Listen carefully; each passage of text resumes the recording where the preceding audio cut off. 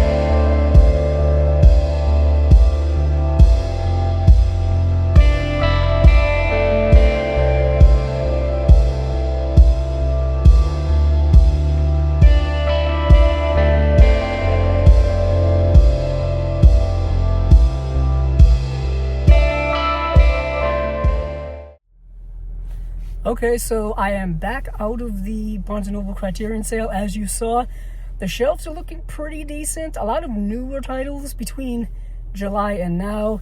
Not overly stocked, but a lot of rows. More rows than I remember, or else I just forget every time. Either way, I did pick up 6 movies, and this is what they are. First up here is the Blu-ray of Cairo Station, a film that I talked about here on the podcast, a film by Youssef Chahine, a film I had never heard of until I watched it for the podcast and really enjoyed it. And next up here is another movie, similar.